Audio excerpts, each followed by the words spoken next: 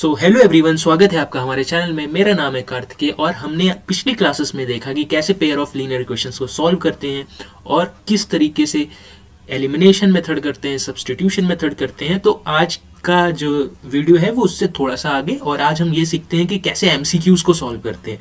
तो देखिए, सबसे पहले हमारा एमसीक्यू, जो सबसे पहला एमसीक्यूज यहाँ पर है पेयर ऑफ लीनियर इक्वेशन का, वो क्या कह रहा है कि if a pair of linear equation is consistent, कैसा है भाई, कंसिस्टेंट है, then the line will be, तो लाइन कैसी होगी, तो ग्राफ कैसा होगा अगर कंसिस्टेंट है, तो पैरेलल होगा, कि वो ऑलवेज कॉन्सिडेंट होगा, या फिर होगा इंटरसेक्टिंग या को इंसिडेंट होगा, इंटरसेक्टिंग या फिर को इंसिडेंट होगा, या फिर ऑलवेज इंटरसेक्टिंग होगा, हमेशा इंटरसेक्टिंग टाइप का होगा।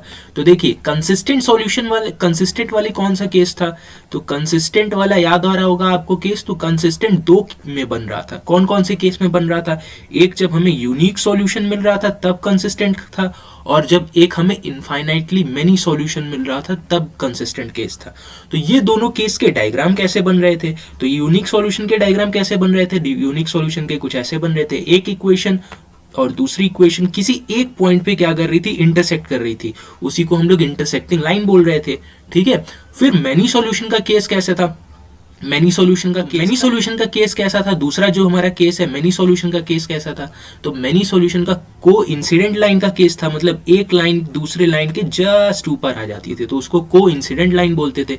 यहाँ पर देखिए, हर एक पॉइंट पे हमें सॉल्यूशन मिलता था। तो बोल रहा है कि लीनियर इक्वेशन कंसिस्टेंट सॉल्यूशन कब देगा, तो कंसिस्टेंट सॉल्यूशन देगा या तो इंटरसेक्टिंग लाइन होगी या तो को इंसिडेंट लाइन होगी। इन दोनों ही टाइम पे वो कैसा सॉल्यूशन देगा, हमें कंसिस्टेंट सॉल्यूशन देगा। और इनकंसिस्टेंट सॉल्यूशन कब देगा, तो ये भी बात कर लेते हैं लगे हाथ। तो इनकंसिस्टेंट सॉल्यूशन क्या देगा, कब देगा हमें, तो इनकंसिस्टेंट सॉल्यूशन कब देगा, इनकंसिस्टेंट सॉल्यूशन देगा जब वो लाइन कैसी होगी, पैरेलल होगी। तो पैरेलल का मतलब क्या था, जब वहां नो सॉल्यूशन की कंडीशन होगी। कैसी कंडीशन होगी, नो सॉल्यूशन की कंडीशन होगी, तो वो हमें क्या करेगा, इनकंसिस्टेंट सॉल्यूशन को देगा। अगले क्वेश्चन की तरफ बढ़ते हैं और देखते हैं कि ये क्वेश्चन क्या है। ये कह रहे हैं द पेयर ऑफ इक्वेशन, ये पेयर ऑफ कुछ इक्वेशंस दी है। क्या इक्वेशन है, पेयर ऑफ इक्वेशन हमारी, ये पेयर ऑफ इक्वेशन है y equals to 0 and y equals to -7। तो कह रहा है ये कैसी होगी, वन सॉल्यूशन होगा, वन सॉल्यूशन मतलब intersecting line, unique solution, two solution मिलेंगे, दो सॉल्यूशन मिल सकते हैं, या फिर इनफाइनाइट मेनी सॉल्यूशन मिलेंगे, या नो सॉल्यूशन मिलेंगे, कोई सॉल्यूशन नहीं मिलेंगे। तो देखते हैं। तो ऐसे जब भी क्वेश्चन आए तो आप ये कोशिश कीजिए कि इसके ग्राफ प्लॉट करने की, देखिए। ठीक है, तो ग्राफ जब भी हम प्लॉट करेंगे एक्स वाई एक्सेस पे, तो देखिए x equals to 0, x equals to 0 क्या है भाई, x इक्वल्स टू 0 कुछ नहीं, x एक्सेस है। x एक्सेस वाली लाइन को ही हम x इक्वल्स टू 0 बोलते हैं। तो आपको याद आ रहा होगा, हमने पढ़ा था ऐसे 9th क्लास में भी आप पढ़े होंगे कि ये 0,0 होता है। तो 0,0 क्या होता है, ओरिजिन। ओरिजिन ऐसी लाइन होती है जहां पर x भी 0 होता है और y भी 0 होता है। यहीं से तो अगर x y 0 है, तो अगर मैं एक लाइन खींचूंगा तो यही लाइन जाएगी, और वही क्या होती है, x एक्सेस होती है।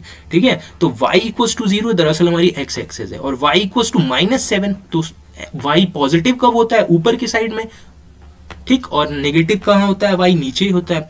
तो -7 यहाँ कहीं आएगा, और -7 को अगर मैं फिर से इसको लाइन खींचूंगा इस तरीके से कुछ ऐसे, तो ये जाएगा। तो अच्छा देखिए, x एक्सेस ये वाली लाइन और ये वाली लाइन एक दूसरे के पैरेलल है क्या, अगर पैरेलल है तो कैसा सॉल्यूशन होगा, नो सॉल्यूशन होगा।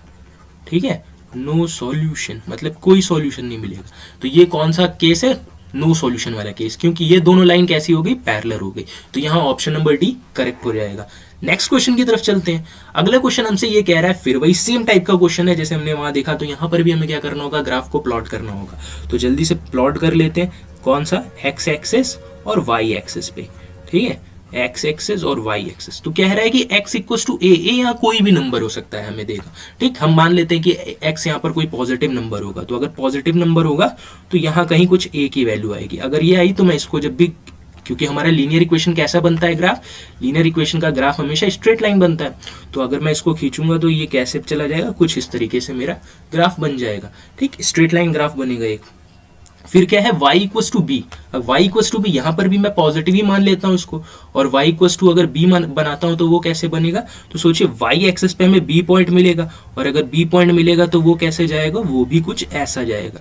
अगर ये ऐसा पॉइंट गया, देख रहे हैं आप, ये दोनों पॉइंट किसी एक जगह पर इंटरसेक्ट कर रहा है इस पॉइंट पे, ये वाला पॉइंट हमारा क्या कहलाएगा, a, b। तो हम कोऑर्डिनेट पॉइंट्स को लिखते कैसे थे, तो पहले a x एक्सेस को लिखते हैं, बाद में हम y एक्सेस को लिखते हैं, तो ये क्या हो जाएगा, a, b हो जाएगा।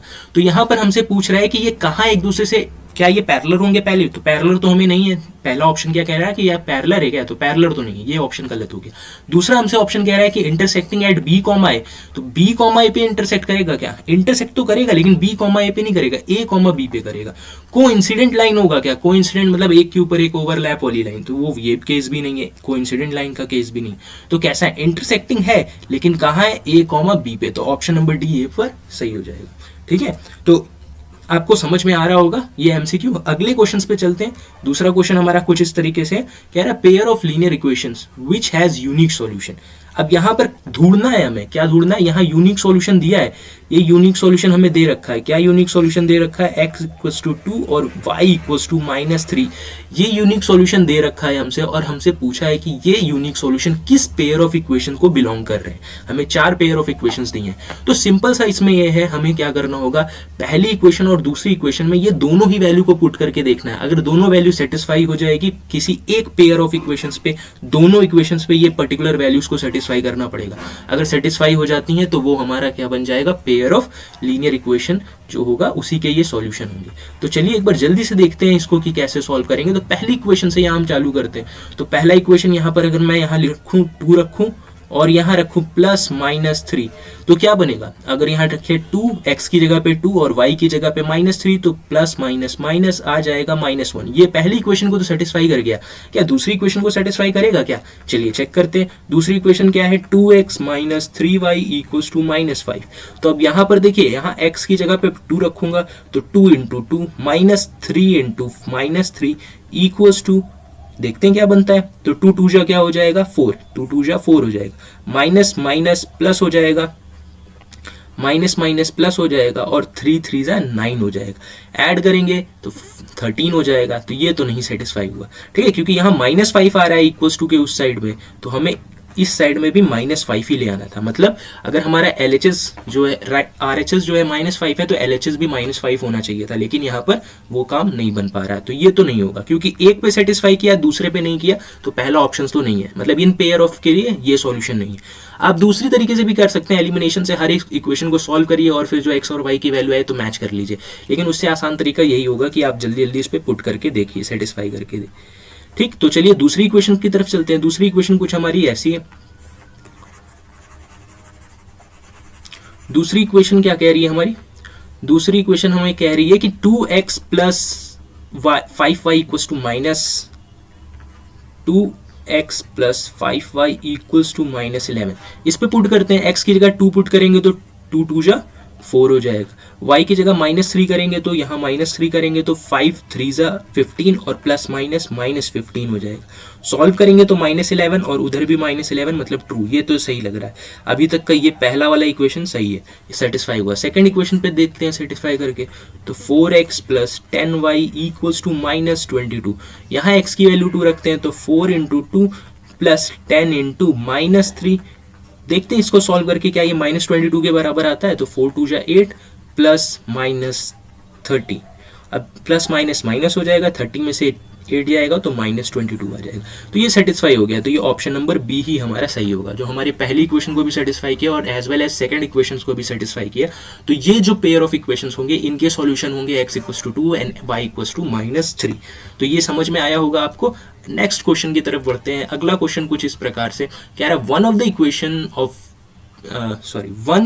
Equation of pair of dependent linear equation. अच्छा, डिपेंडेंट की बात हमने अपने पिछले भी क्लासेस में करी है कि जब भी डिपेंडेंट आएगा तो आपको तुरंत डिफॉल्ट आपका याद आ जाना चाहिए कि डिपेंडेंट कौन है, कोइंसिडेंट लाइन वाला है। कोइंसिडेंट लाइन मतलब इनफाइनाइट मैनी सॉल्यूशन, ठीक है। तो इनफाइनाइट मैनी सॉल्यूशन का जो केस है वही हमारा क्या है, डिपेंडेंट लीनियर इक्वेशन है, क्योंकि वहां जो x और y की वैल्यू आती है वो बहुत ढेर सारी x और y की वैल्यू आती है और एक x और दूसरी y की वैल्यू एक दूसरे पे डिपेंडेंट होती है। ओके, तो यहाँ जो मैनी सॉल्यूशन का केस है वो डिपेंडेंट लीनियर इक्वेशन ही कहला रहा है। Pair of dependent linear equation मतलब क्या है, जो मेनी सॉल्यूशन वाला केस है। अगर मेनी सॉल्यूशन वाला केस है तो आपको रेशियो याद होना चाहिए यहाँ पर, तभी हम इसको आगे निकाल सकते हैं। A1/A2 equals to B1/B2 equals to C1/C2। ठीक है, तो हमें A1 B1 और C1 यहां से दिया हुआ है और हम यहां से क्या ढूंढ लेंगे, A2 B2 C2। लेकिन एक बात का खास ध्यान रखिए कि यहां पर ये सब C वाले वैल्यू को इक्वल टू के इस साइड रखा है, मतलब LHS साइड में रखा है, और यहां पर ये कहां रखा है, RHS में रखा है। तो ये आप बहुत ही ब्लेंडर कर देंगे अगर आप इसी को ऐसे ही सॉल्व करेंगे। या तो इसको इधर बुला लीजिए या तो उसको उधर लेके चले जाइए, मतलब कि -5x + 7 y -2 इक्वल्स टू 0 लिख लीजिए। सबको एक जैसा लिख लीजिए, या तो कांस्टेंट को RHS में ही रखिए या तो कांस्टेंट को LHS में ही रखिए, सारी वैल्यूज को LHS में रखिए। ठीक, जैसे ये भी एक अलग सा दिया है, तो चाहिए तो आप इसको क्या लिख सकते हैं, 10x - 14y + 4 इक्वल्स टू 0। आप इसको ऐसे लिख सकते हैं। ठीक, तो चलिए इसको सॉल्व करने की कोशिश करते हैं। यहाँ पर हमें A1 B1 C1 दिया है और या जो ऑप्शंस है वहां से हमें A2 B2 C2 मिल जाएगा। तो सबसे पहले वाले ऑप्शन से चेकआउट करते हैं इसको कि क्या ये सही है। ये है हमारा A2, ये है हमारा B2 और ये है हमारा C2। तो रख के देखते हैं। तो A1 की वैल्यू -5, तो A1 की जगह -5 रख दिए, A2 की जगह 10 रख दिए और B1 की जगह 7 रख दिए और B2 की जगह 14 रख दिए, divided by 14 equals to C1 की जगह क्या रख दिए, C1 की जगह रख दिए -2, C2 की जगह पे क्या रख दिए, +4 रख दिए। अब जरा देखते हैं क्या ये रेशियो सारे बराबर आ रहे हैं क्या। 5 1 5, 5 2 10, 7 1 7, 7 2 14, 2 1 2 और 2 2 4। अच्छा, प्रॉब्लम क्या है यहाँ पर, ये -1/2 आ रहा है पहला वाला, ये वाला रेशियो -1/2, ये भी -1/2, लेकिन ये +1/2 आ रहा है, तो ये तीनों बराबर नहीं है। तो पहला ऑप्शन तो गलत हो गया हमारे लिए। ठीक है, अगले ऑप्शन की तरफ बढ़ते हैं और देखते हैं यही सेम चीज। रेशियोज को हमें पता करना है और हमें क्या होना चाहिए, रेशियोज इक्वल होने चाहिए, तभी मैनी सॉल्यूशन का केस बन पाएगा। ठीक, तो चलिए रेशियोज की तरफ आगे बढ़ते हैं। तो अब दूसरा जो हमारा है बी वाला ऑप्शन, यहाँ पर ये हमारा क्या है, A2, ये क्या है B2, ये क्या है C2। तो चलिए जल्दी से इसको सॉल्व करने की कोशिश करते हैं। तो क्या है, A1/A2 equals to B1/B2 equals to C1/C2 आना चाहिए। मैनी सॉल्यूशन का केस है। तो ऑप्शन सेकेंड हम लोग चेक कर रहे हैं। A1 क्या है -5, A2 क्या है -10, B1 क्या है 7 और B2 क्या है -14 इक्वल्स टू C1 क्या है हमारा, C1 है -2 और C2 क्या है +4। ठीक, तो देखिए ये माइनस माइनस कैंसिल आउट हो जाएगा, 5 1 5, 5 2 10 हो जाएगा, तो 1/2 आएगा रेशियो। ये 7 1 7, 7 2 14 हो जाएगा, 2 1 2 और 2 2 4 हो जाएगा। 1/2 आया, लेकिन फिर से वही प्रॉब्लम, यहाँ -1/2, यहाँ -1/2, यहाँ +1/2, रेशियो इक्वल्स नहीं आ रहे हैं। तो ये जरूर देखिएगा, रेशियो को हमें साइन के साथ लेके चलना है, अगर हम साइन छोड़ेंगे तो गलत हो जाएगा। तो ये भी हमारा नहीं बन पाएगा। नेक्स्ट अगले पे चलते हैं, दूसरी जो हमारे पास दिया है option number C. Option number C क्या कह रहा है, ऑप्शन नंबर सी कह रहा है -5x + 7, सॉरी मुझे ये नहीं लिखना था। ऑप्शन नंबर सी देखते हैं इसको जल्दी से। तो हमारा ऑप्शन सेकंड भी गलत हो गया। ऑप्शन नंबर सी क्या कह रहा है, ये हमारा हो जाएगा A2, ये हो जाएगा B2 और ये हो जाएगा C2। तो A1 क्या है, A1 फिर से -5, B1 A1 हमारा -5, A2 क्या है हमारा -10 है और फिर हमारा B1 क्या है 7 और B2 क्या है 14। उसी तरीके से हमारा C1 क्या है -2 और C2 क्या है +4। ओके, ठीक है, तो माइनस से माइनस कैंसिल आउट, 5 1 5, 5 कितना हो जाएगा, 5 2 7 1 7, 7 2 2 1 2, 2 2 4। ओके, तो ये भी नहीं बन पाएगा क्योंकि यहाँ -1/2 दो बार आ रहा है, बीच में 1/2 आ रहा है। तो सी ऑप्शन भी गलत हो गया। डी ऑप्शन की तरफ बढ़ते हैं। डी ऑप्शन हमें क्या कह रहा है, फिर A1 A2 और B1 B2 यहाँ पर आपको दिख रहा है। ठीक, नीचे वाली वैल्यूज पे आते हैं, ये देखिए। ठीक, ये वाला ऑप्शन हमें देखना है। तो ये क्या हो जाएगा, ये हो जाएगा हमारा B2 A2 B2 C2। ठीक, सॉल्व करते हैं इसको रख के जल्दी से।